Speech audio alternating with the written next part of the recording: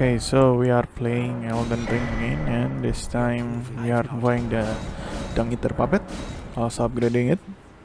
And I don't know initially that you can go to the Lake of Wrath without Rani quest. So this is I'm not finishing the Rani quest, just going to the Insel River main downstream to go to the Lake of Wrath.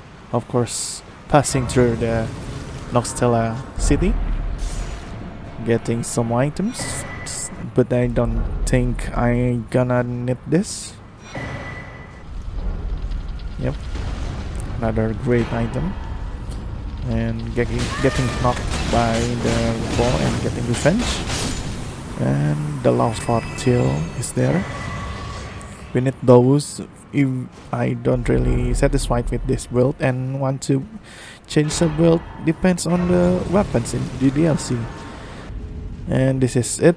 We reach Lake of Wrath, our last destination, but actually I'm forgetting one item, that is Kindred of Wrath Excultration, I think.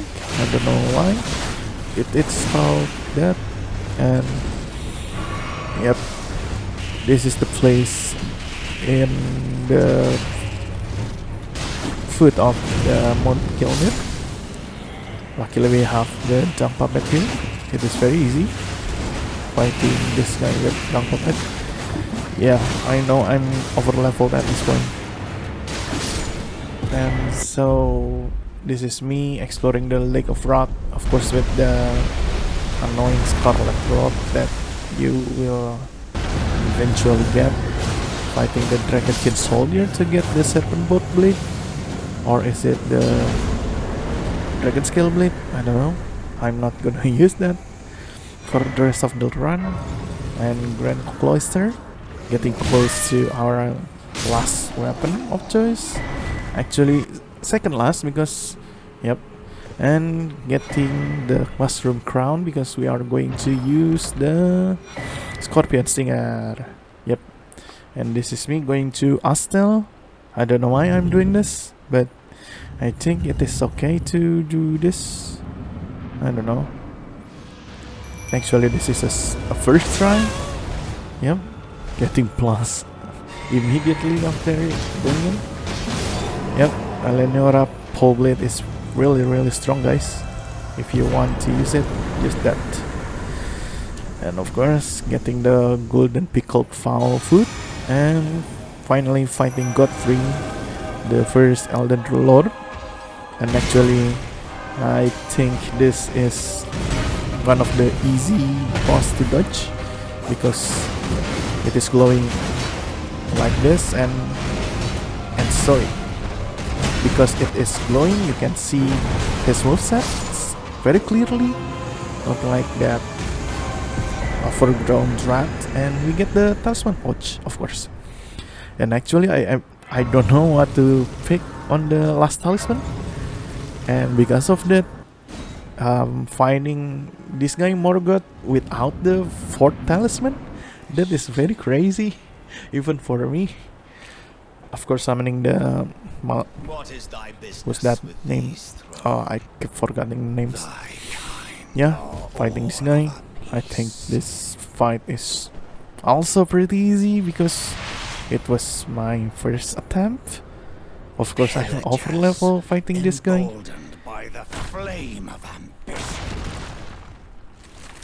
Oh yeah, I also forgot to use the Mohg. This is Margit, okay? The Margit's Shackle. Apparently it is useful for this fight, but of course I'm not using that. I don't know why. And yeah, the Mushroom Crown is very funny looking.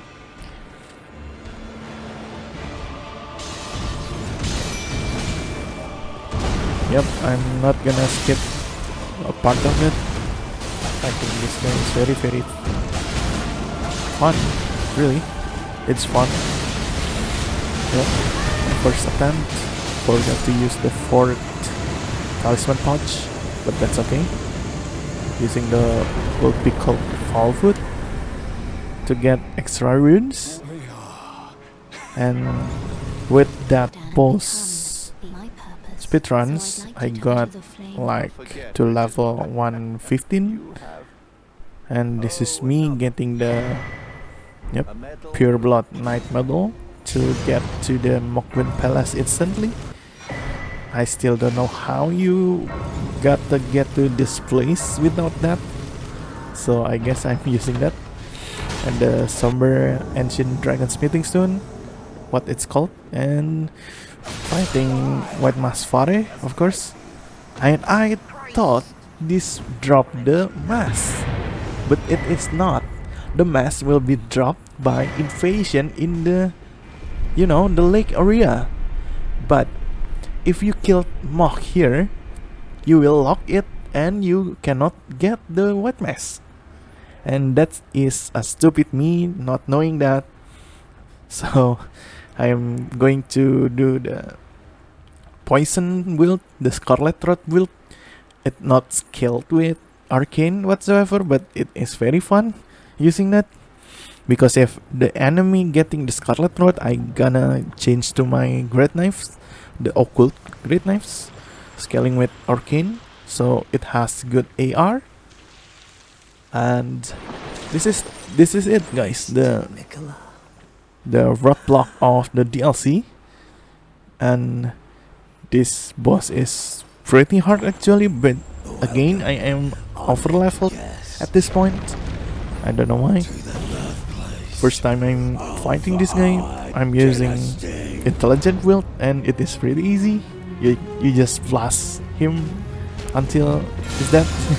The second time I'm fighting this guy, under level actually, at level 80 or less, and it was very hard. And my summons is kept getting dead. And I'm not gonna cut this because I think this is the best fight I've seen so far, fighting this guy. Can you imagine? I find it's hard to fight the Mohg in the underground, that subterranean shining grounds, but actually this is very easy because this guy is not immune to poison, and that's the poison proc, so I get 10% attack rating bonus. And also I am using the Mohg circle, as you can see earlier, and I'm using the purifying flash for the Unus part. I don't know what it's called. It is pretty good. The nihil part, okay. And also Dung Eater inflicts bleed, I just know. And see, the second part Mohg is at around 20% HP. It is pretty easy actually if you got the setup correct. Actually, it will be easier if you have the what is called the golden vow. If you cannot cast it, just use the first as of one. And what a finisher move, right? 23k damage and finish with critical. I think finishing a monster enemy with critical has more runes than usual, or not. I don't think so. And yeah, this is the, I guess, the portal to the DLC.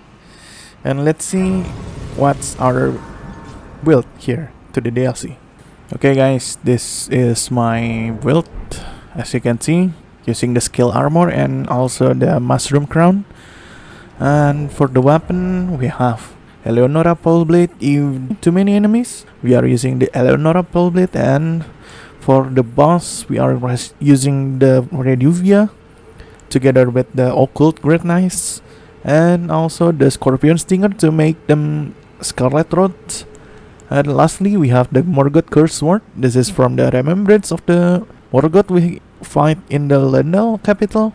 If you want to play differently, it is very good because it has high poise damage. For the head, we are using Mushroom Crown for the 10% damage bonus if there are scarlet rot or poison happening. Also, the talisman is the same, kindred of rot excultration, and this earth 3 favor to make us even more tanky and has more stamina, and especially the equip lot because we are using the heavy armor here, the scaled armor set, and the lesson prosthesis. If I am using the power stancing knife, this is very good. And the last, I am using the golden scarab currently, but actually it is depends on the enemy. If the enemy is fire damage, high fire damage amount, I'm using the flame dread talisman. And if the enemy has the high physical damage, I'm using the dragon crash. Just like that. It is depends on the enemy. And so for the build, I am using level 120 with 45 figure, 20 mind, 25 endurance, 16 strength, 40 dexterity, 9 intelligence, and 8 faith. It is basically the starting stats for the bandit. And lastly, the arcane is 41. It is very important because all of my main weapon is really using the arcane scaling, and all of them bleed, even though I'm using the poison wield here.